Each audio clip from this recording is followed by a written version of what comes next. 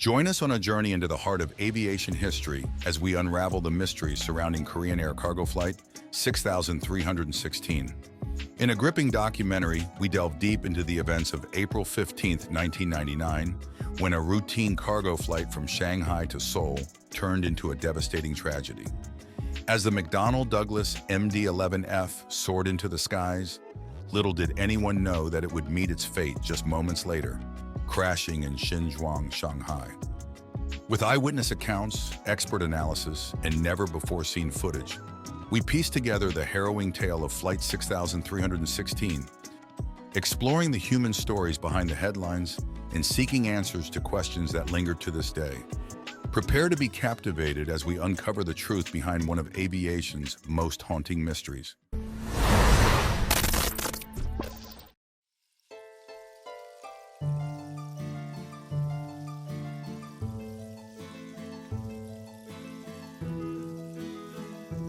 On the noon of April 15, 1999, the bustling tarmac of Shanghai Hongqiao Airport buzzed with activity as ground crews meticulously prepared Korean Air cargo flight 6316 for its next journey. Having recently completed a routine cargo flight from Seoul to Shanghai, the McDonnell Douglas MD-11F, registered as HL 7373, underwent thorough maintenance checks to ensure its airworthiness.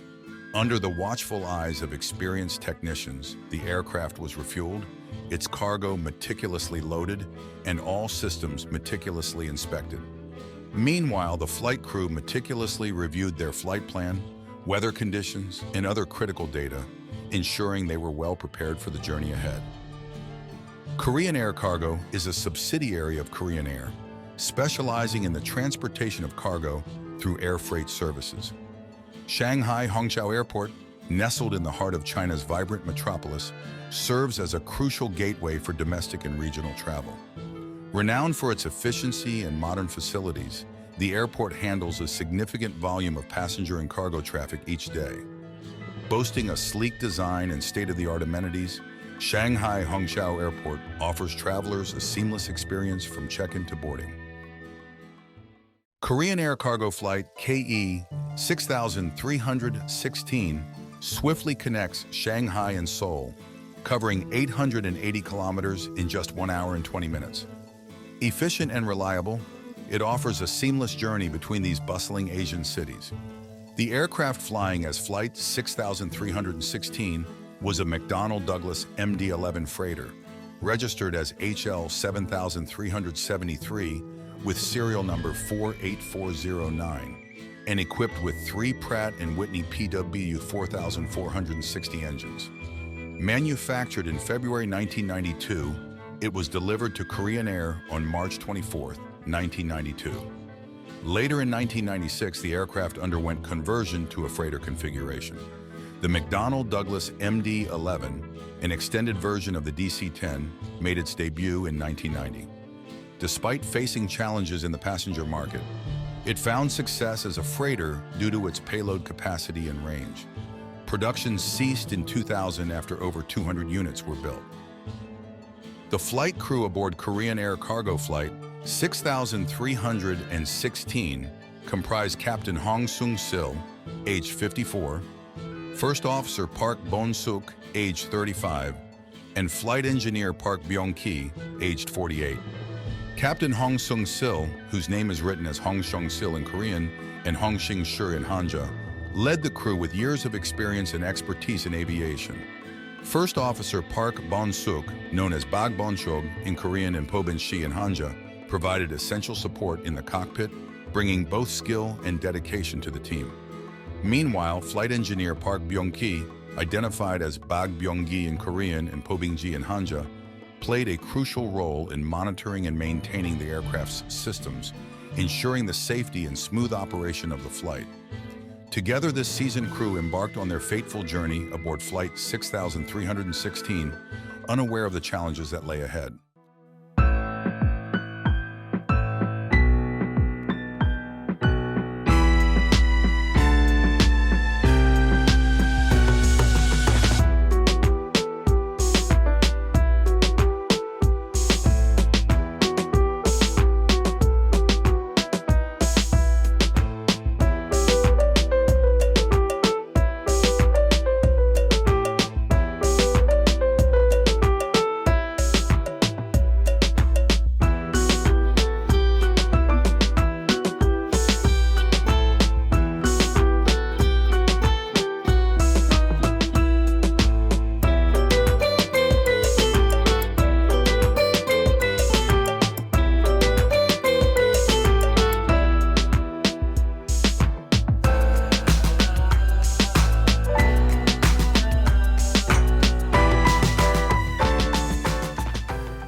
Loaded with a substantial cargo weighing 86 tons, the McDonnell Douglas MD-11F, operating as Flight 6316, gracefully lifted off from the tarmac of Shanghai Hongqiao Airport, marking the commencement of its journey.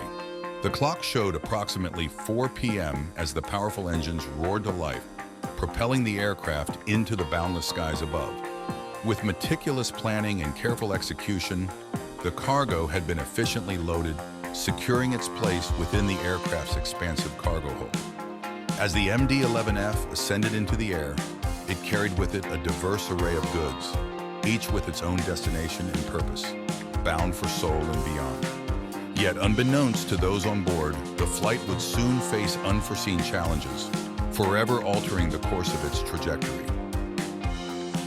In adherence to Korean air cargo regulations, once airborne, the aircraft must ascend to an altitude of at least 400 feet before the captain is granted permission to engage the autopilot mode, a standard procedure in flight operations. Upon reaching this designated altitude, the captain initiates the autopilot system, thereby ensuring precise navigation and flight control. As the aircraft continues its ascent, Air Traffic Control, ATC, authorizes further elevation, permitting the plane to climb to an altitude of 1,500 meters. Given that the aircraft employs the feet measurement system, the captain adjusts the altitude setting to 4,500 feet, aligning with the prescribed metric. With the autopilot engaged and the altitude adjusted accordingly, the flight progresses smoothly towards its intended destination, adhering to established safety protocols and operational guidelines. According to the flight plan, after reaching an altitude of 1,500 meters, the aircraft must turn left to a reference point named November Whiskey Hotel before proceeding towards Seoul. The flight received instructions from Air Traffic Control, ATC, to make the left turn. However, the pilot engaged the autopilot to execute the left turn as per the route, but for some reason the aircraft did not turn left as expected and continued flying straight. This left the two pilots extremely perplexed, as they couldn't comprehend what was happening with the aircraft. Meanwhile, Air Traffic Control, ATC, kept urging the pilots to make the left turn to avoid disrupting the flight network in the area. The Korean air cargo MD-11 aircraft began to deviate from its intended flight path. The captain decided to halt the aircraft's ascent at 3,000 feet to investigate the cause of the deviation. Ceasing the climb, the two pilots proceeded to retract the entire wing flap system. Due to the unresponsiveness of the autopilot, the pilots decided to disengage it and switch to manual control. At the same time, the aircraft began to enter dense cloud cover. The pilots realized that the control surfaces were still functional. They decided to attempt the left turn as instructed by ATC. Afterwards, they planned to assess the situation and return to Shanghai if necessary. At this point, the captain instructed the aircraft to leave the altitude of 3,000 feet and climb to 4,500 feet. While the captain piloted the aircraft, the first officer took responsibility for communicating with ATC and explaining the reason for the deviation from the flight path. At this moment, the first officer asked ATC about the allowed altitude at the reference point November Hotel Whiskey. ATC responded, 1,500 meters, which is equivalent to 4,500 feet. This indicated that the aircraft was flying at the correct altitude as prescribed. In Shanghai, any aircraft deviating more than 3,000 feet from the prescribed altitude set by ATC is considered a violation of airspace regulations. Military aircraft of the Chinese Air Force are authorized to intercept and, if necessary, shoot down such aircraft. At this moment, instead of correctly understanding ATC's announcement of 1,500 meters, equivalent to 4,500 feet, the first officer misinterpreted the information from ATC, believing that the allowed altitude at the November Hotel Whiskey reference point was only 1,500 feet, or 457 meters. Due to limited flying experience in China, the first officer made a critical error, shouting out, "Allowed altitude is only 1,500 feet. Hearing the first officer's transmission, the captain feared the activation of military aircraft, immediately initiating a rapid descent to lower the altitude. From an altitude of 4,500 feet, the aircraft descended rapidly to 1,500 feet at a rate of 34,000 feet per minute. Recognizing that the descent speed was excessively fast, the captain attempted to pull the aircraft up, but encountered difficulties. Collision warnings began blaring in the cockpit. Everything seemed beyond salvage. At 4:04 p.m., the aircraft eventually crashed into an industrial zone in Xinjiang, which is 10 kilometers, 6.2 miles, 5.4 nmi southwest of Hongqiao Airport. The aircraft impacted the ground and exploded. Along with the 3 South Korean crew on board, 2 pupils and 3 migrant workers on the ground also perished. The crash was recorded by the nearby Shanghai Earthquake Administration, which indicated that the impact forces had generated an equivalent of a 1.6 magnitude earthquake. The initial investigation on April 27, 1999, found no indication of an explosion or mechanical malfunction preceding the crash. Subsequent investigations conducted by the CAAC in June 2001 revealed that the first officer had mistakenly interpreted 1,500 meters, 4,900 feet, the designated altitude as 1,500 feet, 460 m, leading to the pilot's erroneous decision to descend.